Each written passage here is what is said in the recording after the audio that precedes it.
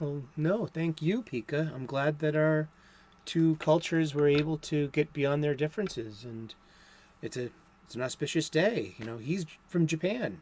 I'm from America. It's December the 7th. What could we be talking about today? I wonder.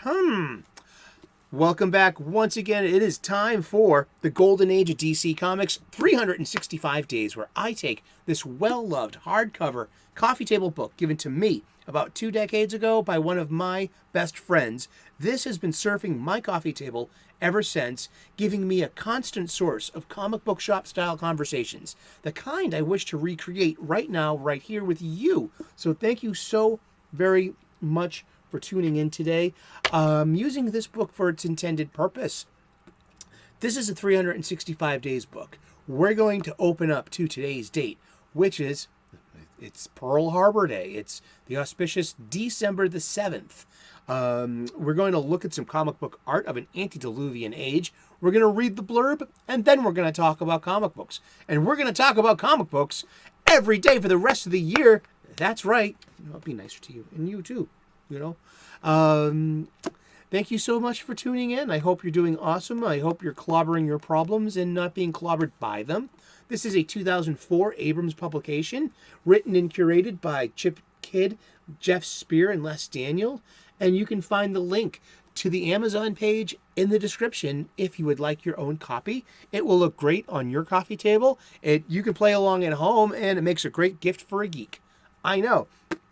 Yeah, let's get to it. You know, the golden age of DC Comics runs between 1938 and 1955, but More Fun Comics was being produced before that date of Action Comics number 1 has a cover date of June of 1938, thus beginning the golden age of superheroes. And so I guess the golden age of comics would be a little bit more nebulous and have to. There's a platinum age before the golden age, and that goes from 1838 to 1938. I believe. Just double check that. The platinum age from 1883 to 1938. That is the platinum age. Because between 1828 and 1883 was the Victorian age. And, you know, this is the birth of modern comics as we still use them today in caricature and in detail, narrative captions or not, voice bubbles, sequential art. Yeah, I love talking about comic books. I really do. But today's offering comes from More Fun Comics number 27, December of 1937.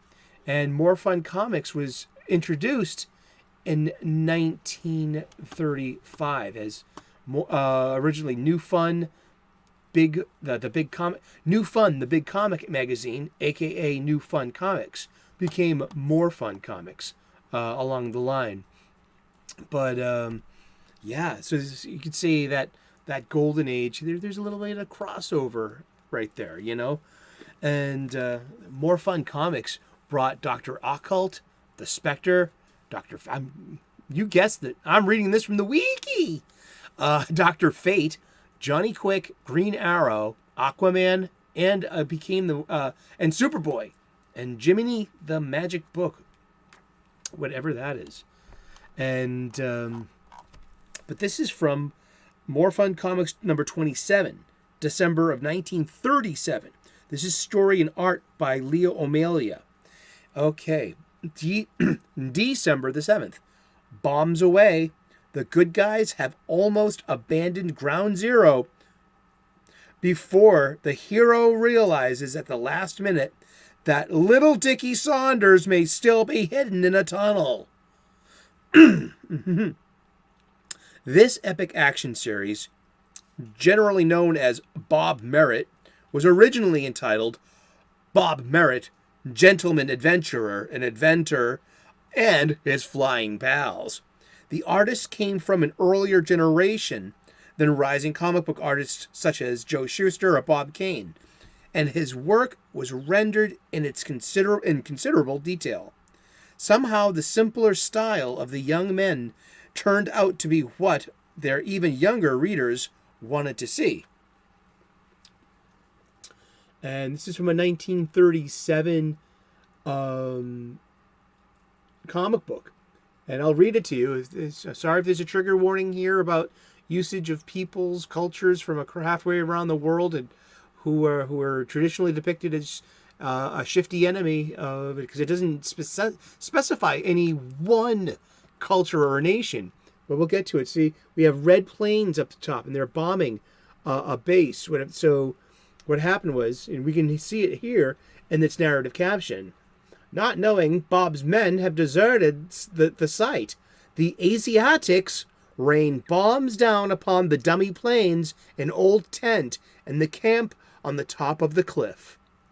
So Bob Merritt left a ruse, a trap, one could say, a dummy planes and empty tents to trick the Asiatics. Literally 4 years before the bombing of Pearl Harbor, where something like that, there we go, fiction once again, predicting the future. It happens a lot, yeah. And what was I going to say about, what is there left to say about Pearl Harbor? Just in comic books, I have no idea. It reminds me of something from when I was a kid. There was this movie, and it was on constant rotation on HBO one summer. When HBO would get a movie and it would premiere, and then they would play the shit out of it all month long, and you would probably end up seeing it about 7 or 8 times. And, well, you can count this Pearl Harbor film as part of that. It's the Final Countdown. And you guessed it, I'm reading this from the wiki. The Final Countdown is a 1980 American science fiction war film about a modern nuclear-powered aircraft carrier that travels through time to the day before December 7th, 1941, the attack on Pearl Harbor. And it's got a star-studded cast with Kirk Douglas and Martin Sheen and Charles Durning and the beautiful Catherine Ross, and it was shot literally on the USS Nimitz, an still active naval carrier for the U.S. Navy. And this was a film that was filmed with the cooperation of the U.S. Navy, the aviation branch, and the U.S. Department of Defense. And so it was like before Top Gun. So it shows us the cutting edge plane of its time. The American military had just graduated from the F-4 Phantom to the 2-seater F-14 Grumman's Tomcat. And it was a beautiful plane. I remember I had a tester's model. And the legendary squadron of these F-14s that had the skull and crossbones, a black tail fin trimmed in yellow, and the skull and crossbones, and they were known as the Jolly Roger Squadron. So the Jolly Rogers got a lot of camera time in this movie, showing how cool looking like these planes are. Lots of practical, F-14, photography. Really awesome stuff. And then some silly ass story about time travel and about almost interfering with the with Pearl Harbor and a dog named Charlie. Charlie. I remember that part. Yeah, I had that tester's model kit as well as a kid, and it had the Jolly Roger tail fin, and I painted that thing, and I built that thing, and that was a beautiful model. And you really can't play with models as you would toys. That's the whole thing. It's a model. It's not a toy. And it was really nice. You could actually the wings can swing back, so when it goes supersonic, it has less drag or something. I'm not a pilot. I don't know any of this. But that was an awesome model kit to have as a kid. Yeah. What else? I mean, it's a slow news day. I think it might be a slow news week.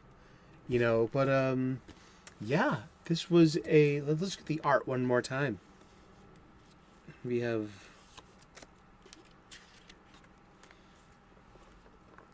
Reds bombing Blues? No, they were just I wouldn't dissect it like that. Or that's modernism. If you're going to look at it like that, or maybe they were Reds, as in commie Reds. Red used to have a different meaning, a different it had a different context back in this day. Yeah, the being red was being associated with being a communist, because red was the color of the Soviet Union flag and the Chinese flag as well. See? Different things change over the years. Back then, in the golden age of comics, and around that time, the color pink was a boy's color, and the color blue was a girl's color. So if you saw a baby in a pink bonnet in 1935, you'd be like, "Oh, what a cute little boy you got," and you'd probably be on the money. Somewhere along the line, that changed. How? Why? I don't know. Somebody subverted the culture. Yeah, that's all we got for today. Thank you so much for tuning in. I mean, gee, it's Pearl Harbor Day. I mean, I'm too mature to say something like "Let's go get bombed." Oh no, that's disrespectful too, in a way. It's an auspicious day. It's a solemn day. America was dragged into World War II on the Pacific theater. I mean, the United States wouldn't officially enter the European theater until 1944, until D-Day. And remember, and World War II was going on from 1936. World War II, yeah. 1939, yeah. And then until 1945. I wonder what 1930. What was why the 1939? Okay. World War II is generally considered to begun on the 1st of September 1939 when Yahtzee Germany under A.H., not to be confused with Johnny Depp's ex-wife, invaded Poland. Okay. The United Kingdom and France subsequently declared war on Germany on the 3rd of September. And under the Molotov-Ribbentrop Pact of August of 1939, Germany and Soviet Union had partitioned Poland and marked out their sphere of influence across Finland, Estonia, Latvia, Lithuania, and Romania. And then Germany turned on the Soviet Union too. Yeah. And but yeah, and they were bombing Britain as well. And Germany was rounding up human beings. Lots of them. Lots and lots of them. And yeah, and wow. World War II was by far the deadliest conflict in human history. It resulted in 70 to 85 million fatalities, mostly among civilians. Tens of millions died due to the genocides, including the Holocaust, starvation, massacre, and disease. And in the wake of the Axis defeat, Germany and Japan were occupied, and war crime tribunals were conducted against German and Japanese leaders. And we've covered that too. I mean, we see a lot with something such as Captain Marvel Jr. That had its more than its toe in the pond of that history. That it was Captain Marvel Jr. was a major player in its own version of World War II, where everything was unbeknownst about the true horrors was going on. Interesting. And yeah, I mean, World War II, we hopefully will never have to see another war like that again. I mean, yeah, I mean, just, I don't know what else to say. Yeah, it's Pearl Harbor Day, and it's an auspicious day. It's a wistful day. It's God bless you. Namaste. Good luck. And thank you for tuning in. We've been talking about comic books, and we're going to talk about comic books every day for the rest of the year. Light a candle. Think of World War II. Think of veterans. Think of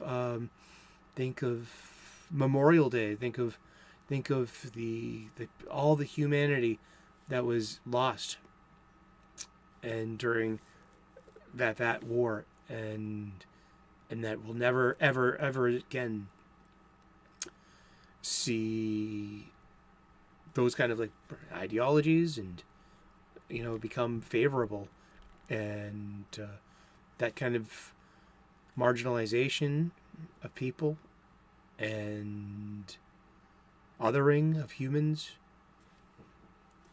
We need to accept everyone, and it's tough accepting people that differ from you and have different values than you and have different wants than you. But we have to go through it together, and we have to, yeah. Thank you so much for tuning in today. Cheers, namaste, good luck, and we will see you again tomorrow in those funny pages. All right, cheers, bye-bye.